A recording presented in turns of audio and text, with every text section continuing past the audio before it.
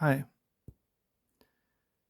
I might be a little close to the camera right now, but I wanted to go over an idea that's kind of been in my mind, floating around, thinking about manifestations, and in particular, the act of letting go of something, an idea, a concept that you've been weaving in order to make that manifestation solid and real in this reality. Seems to be that there's a part of this that kind of resonates with a few things in my life that you might understand or might comprehend. Some people say that they'll hold on to something for a year. It'll be sitting in their closet, something that's gone unused for quite some time, something that hasn't been thought about, it hasn't been on their mind. And then they're cleaning out their closet. They see that they haven't had a need for this thing, a use for it, any kind of like project or anything like that that would warrant the use of this thing. So they throw it away. And then seemingly 3 days later, maybe even the next day after it's gone, all of a sudden there's like, oh, there's a really strong need for this thing. Maybe it's a blender, and then, like you haven't used this blender, haven't had a need for the blender, so you throw it away. Then, like, the next day, your family calls and tells you that they need you to make mashed potatoes. And you're like, oh, I could have really used that blender right now. I just threw it away.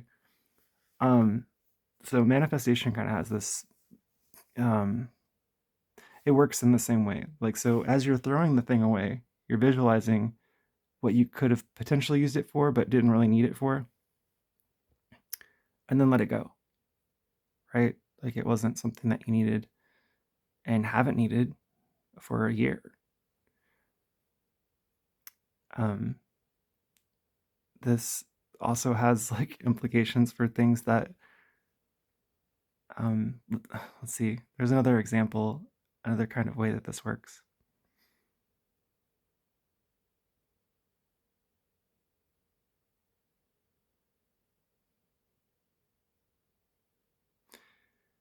And you might say that it's like, it's in your mind, right? Like, oh, okay, well, like now that I thought about it because I've had it, you know, um, I've been doing it this other way because I forgot that I had this thing. Possibly it hasn't been on my mind, but that's not exactly it. Um,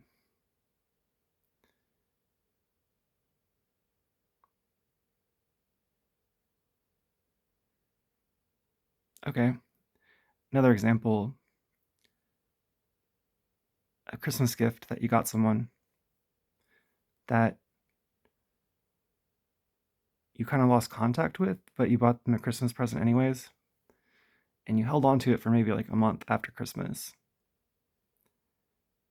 and then you thought like, well, this person's probably not going to contact me. So you give that Christmas gift to another friend, someone that is like in your life that at that time that you're thinking like, oh, okay, well, I'll give this to them, because this other person that this was intended for isn't here right now. And then within a week, like almost like magic, after you've given that Christmas gift away to someone else, they show up mysteriously. Yeah, that's there's a resonance with letting go of an idea, maybe a chord or something, in order for that thing to manifest itself. It seems like there is that, the act of letting the thing go, and it kind of makes it drawn to you almost like more intensely, magically, mysteriously, in a in a like in a spiritual way that's it's not tangible. It's not something you can explain. like like this person I bought this gift for. Um, it was just something cheap, Some well, yeah, it was kind of cheap actually, but it was something that reminded me of this person, and so I got them this like necklace, right? Because that's I saw it and I was like, oh, that's totally Jess, totally her. Um, Held on to it for about a couple weeks after Christmas. It wasn't even a full month, but I was like, you know what? I haven't seen this person in several months now, and I can't get a hold of them. I don't even know if they're in Colombia anymore. Like, they probably don't want to talk to me because they haven't responded to their phone. I don't know if they're living because they're like, I didn't think they were at their place. I ended up giving this gift to um, another friend named Jason. They were little boxing gloves on a necklace. Um, and Jess was like into boxing, and that was like her whole thing. Anyways, not even a week after I'd given this to Jason, she she shows up with my friend Graham.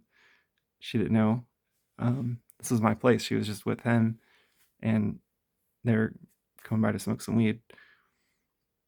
And it's just kind of funny how that works out. Like, there she is, and she's like, "Oh my god, I didn't know it was you." I'm like, "Yeah, like where have you been?"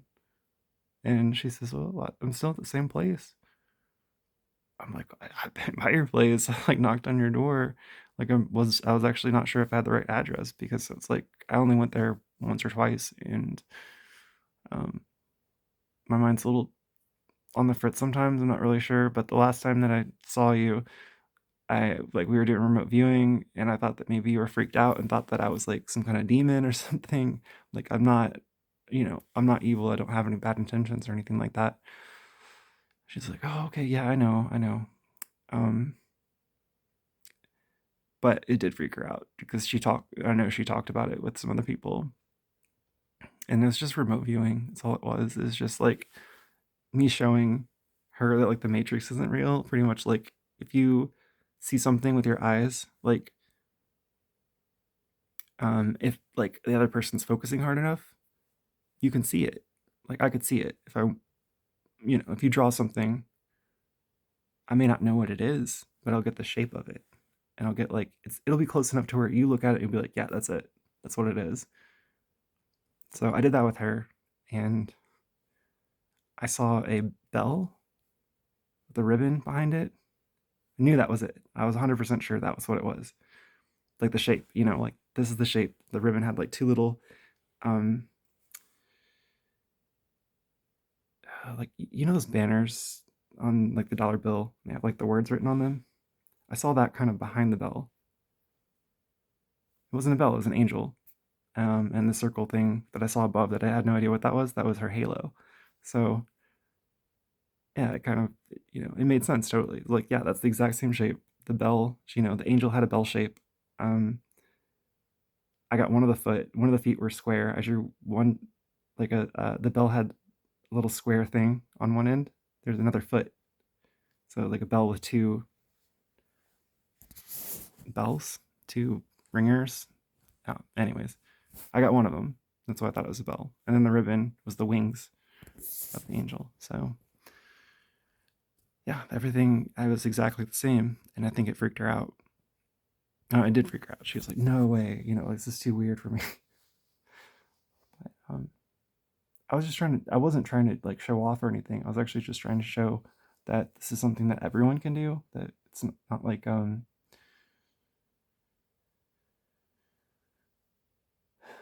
it's not an evil thing. It's not like a demonic thing. It's just a fact that humans are connected. Like all of our minds are connected, and it's not like so. This is the thing. Trying to explain this to someone who's very logical, like left brain kind of thinking, is going to be, and I say left brain, but it's really like left brain is right hand. So it'd be like left brain like that. But yeah, so anyways, like if you're trying to explain this to someone who has to have things explained to them in a logical stance, and like their reality will break down if you don't have things make sense in some sort of way, it's hard to do remote viewing with those people because they're going to pretty much call you a fraud. They're going to say that you're faking it. They're going to have like 1,500 different excuses about like how it works. Like, oh yeah, well, you're just like, somehow you're, um, somehow like you planted this into my mind, or like, really, like, that's where you're coming to. Like, no, the more random it is, the better. The the better it works because you're not guessing. Um, the more you guess, the less accurate you are, which is counterintuitive, right? You would think, oh, okay, well, if this is something you guess, it's because you're not using your left brain. So left brain people don't understand this because they're set dead set in logic. And this is not logical.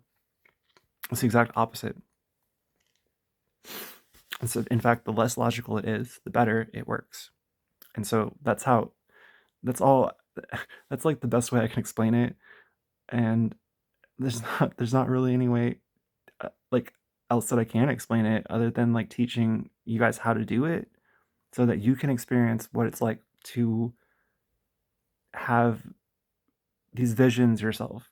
Because this is what they are. They're like visions. They show up in pictures, little lines that kind of like they kind of draw themselves out, little shapes, things like it's kind of like I liken it to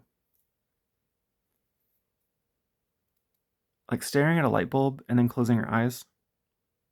And when you close your eyes, you see like that remnant of light that's still there. And if you like move your eyes across like a light and then close your eyes, you'll see a streak. So it's kind of like that. It's like you can see the streak of like the lines. And I think this is equivalent to their eyes moving across the page of the drawing that they made in the black and white and the contrast between the two. And somehow the waves of that pattern are conflated into some kind of ether space. Don't ask me how it works. I just know that it does work, and it's not what you think. So, like the best way that I can explain it is like that. So you see these lines, you're not really sure what they are, but you just kind of draw them as you see them.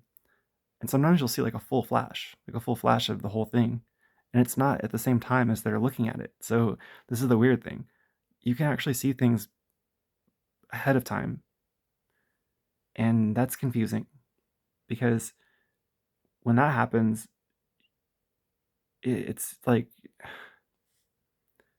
it's kind of like the chicken or the egg thing, and you're not really sure if you're manifesting it or if you're premonitioning it.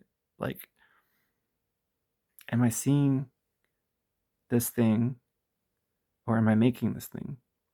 And that's, I don't know. I don't know the answer to that. Maybe someone else out there does know the answer to that, but just not me. I have no idea. And it's kind of like, if there's anything that bothers me more than anything, that's probably the thing. Because I would like to know. I would like to know if it's like, what's the difference really? Like, what's the difference between seeing something at a time and making the thing happen? How much responsibility does the individual have that is premoniting? I don't even know if I'm saying that right, but you kind of get what I'm saying, right? It's like if I,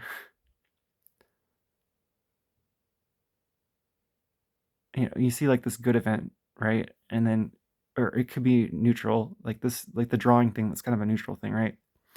But say it's something like COVID. Like you saw COVID before that happened. You wrote a story about it, which I did. It was a story about, well, it was a story about a lab engineered virus called PAX 17. I wrote it in 2017, by the way. I mean, it's not exactly the same story, but it was kind of similar. It was a SARS like coronavirus. I went into studying this to make the book more believable. You know, I went into the backstory of like what I had to learn a little bit of genetic engineering. I was like, okay, well, like what kind of virus would be used if I was to make some kind of, it was a weapon originally. It's supposed to be a weapon to pacify a certain group of people. Um, so it was like a genetically modified virus that was extremely fast acting. Um,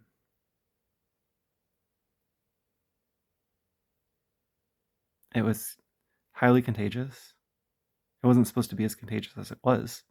That was a mistake. That was the one thing that the main character Sarah in my book um, was trying to fix. But that was whenever um, their studies were kind of being found out by the government, and the government in my case was in Afghanistan, not China, but it was the same story. The government in China started finding out about the research that was being done there by the US that was working there. This is the US working in Afghanistan that like was making this genetically modified virus overseas, and then that same thing happened. In the process of them trying to shut down the laboratory, the virus ends up getting out, leaked from the Wuhan laboratory instead of the one in Afghanistan. But yeah, the US tried to bury the hatch. Kind of similar story here. China, they tried to bury the hatch. They didn't really have to try very hard because the Chinese are very good at like covering up their own responsibility for the whole thing. So yeah, it's interesting how that worked out. Anyways, the virus is supposed to pacify a certain group of people or area so that they wouldn't be aggressive anymore. That's why I called it PAX 17. But this seems to have like a different um different method of action or whatever. Anyways, okay, yeah, that's right. So mine, the one that I wrote about the PAX 17, it was a genetically modified virus that was supposed to genetically modify humans by modifying their behavior to be more like bonobos and less like chimpanzees. So that was what the basis was off of. The difference between the genes of bonobos versus chimps, and like how bonobos have more peaceful demeanors to them than the chimps do.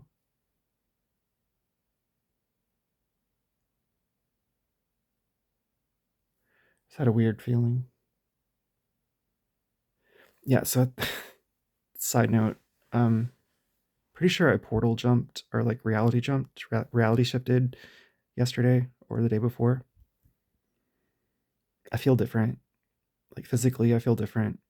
Um, I feel better, kind of like more energy, but at the same time, I also feel like I'm missing stuff.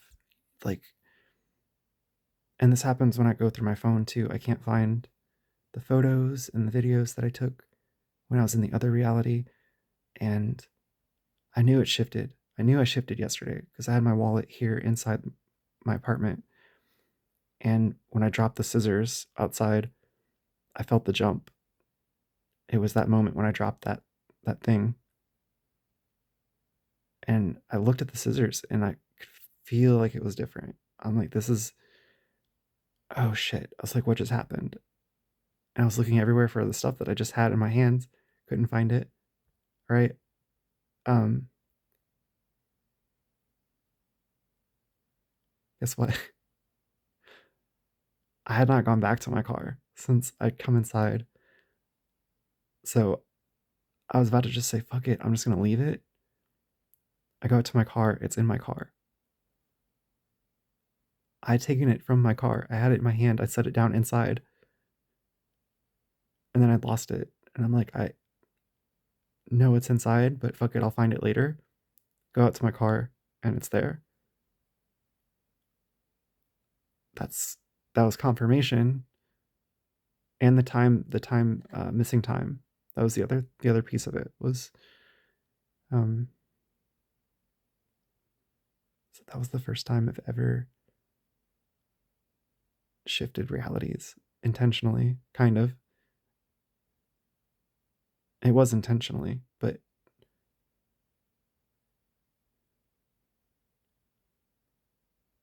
it has to be on accident, meaning like there has to be something that happens, like something falls that like you didn't intend for it to happen. This is something I think about it. I'm trying to learn how it works. I'm learning about how manifestation works. I'm pretty sure I got that down. Um, this is a whole nother thing, and it's pretty advanced. I don't know if you can do it on command, but I think that you can do things that can cause it to happen more. There's a greater chance of it happening. The other thing is like, how do you get to the place where you want to be? Because I got to the place where my stuff was in my car, right? Like no one had stolen it, or like I didn't leave it inside. I knew where it was all of a sudden because it was there. But how do you get to the level where you want it to be, right? Like that's hard to do.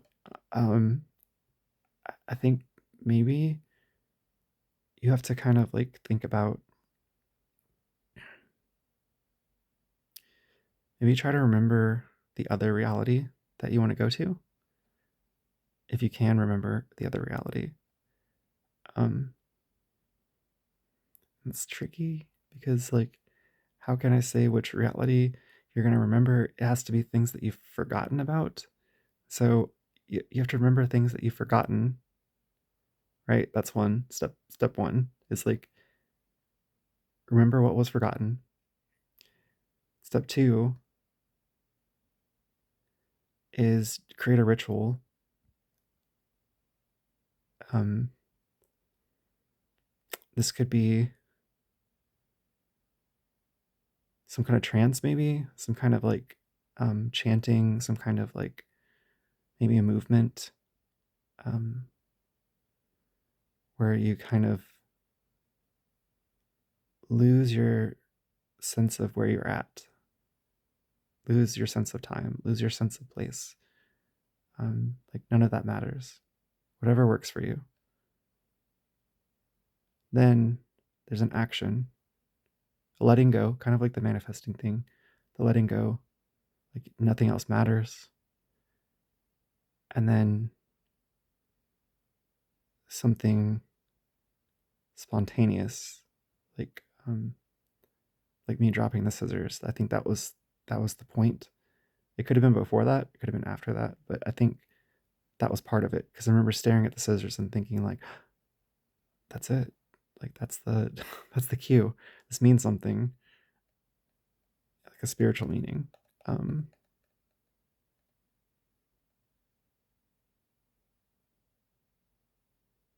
yeah, I think that's it.